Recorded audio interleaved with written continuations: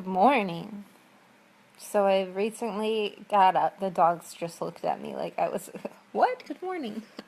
I just got up, and I just had a cup of tea outside.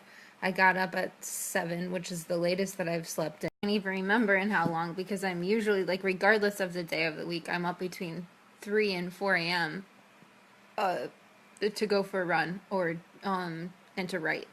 But last night, it was like the first time in a long time where I was up like 2 in the morning, just having, like, I was writing and having these visions of duality, which is something that I've always like had. Duality exists in everything. It's one of my favorite concepts. So fucking good to to just type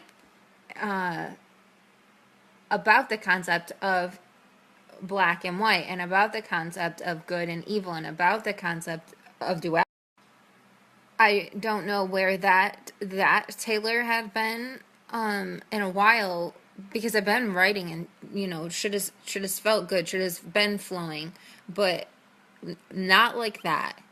And I just wanted to express my thankfulness for that, for through whatever source in this consciousness that is hitting us. It comes in waves of, like, strength and waves, and we can all feel that shift. It's all about the choices that we choose to take when these shifts happen, because we can take the shift of, I need to relearn these lessons, I need to, feel this destruction in a sense so that I'm able to rebirth. Or we can choose to actually, like, go into this fire, that go into, like, this unknown, this scary shit that, like, what is this? I don't know, but I'm gonna fucking go with it anyways. And then there may be some hardships, but the lesson is the greatness, and the lesson is the greatness. And if we keep making the choices to go into that unknown, that scary stuff, when we feel those waves of tessellations, like when we experience that unknown, every time we go into that, like, that's when we rise. I used to think that talking in this way would make me seem like batshit crazy, right? Because it seems like some things seem like batshit crazy, but it's so fucking real. Like, life is so fucking real. Everything has an opposite. Like, that's the law of this universe that we're choosing to live in right now. Where's that coming from? Everything has an opposite. And so everything is a choice. We realize that we're not making right or wrong choices. We're just making choices that advance us a little bit faster.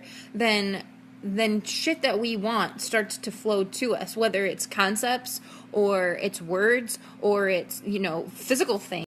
Such powerful beings. And even when I'll remember this, right? And I'll remember it for a long period of time, and then for a moment or 2 moments or a day or 3 weeks, like, I'll forget, or it'll be in the back of my mind somewhere, like, loosely. We are God. Like, we have this infinite potential to be what we want, to do what we want, to explore the things that we want to explore. We have the ability to create the things that we want to have in our present. And our bodies are these fine-tuned machines that, if once we take care of them, like, really take care of them, we can feel things. We can feel tings, and we can feel sensations that tell us, like, about our purpose. Those tings aren't wrong. There is definitely a shadow side. There is definitely a lust factor, not necessarily like a sexual lust factor, but a lust for, like, things in the wrong way. When we use our bodies as the fine-tuned machines that they are, and we can really listen to what, our heart is telling us, or whatever, what we feel led to do, and then we follow those, even if it's scary, like, that's where reward is. That's where advancement is, and that's where our own personal consciousness rises. And then once we raise our consciousness, we're able to affect change and, like, bring about the changing consciousness of all those who are around us. Shit crazy, right?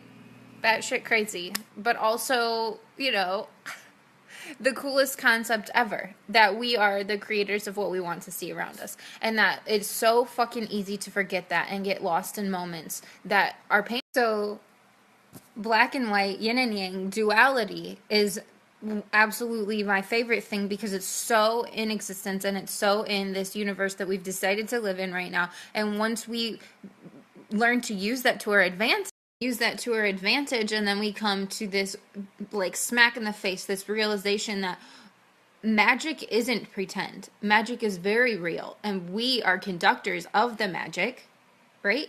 And that's how we create. That said, though, we must acknowledge that there is black magic. We must acknowledge that there is a dark shadow type of magic that has the potential to exist too. And that's where our choices come in. What are we creating? What are we? But we don't want to dwell within that black magic, right? We see it for what it is. We acknowledge it. We acknowledge its existence, but then we don't stay there. We see the good. We see the potential of the amazing shit that we can create. For instance, like this healing power, like we can heal ourselves, like physically and emotionally, and we can assist in the healing of other people through expression and through connection. And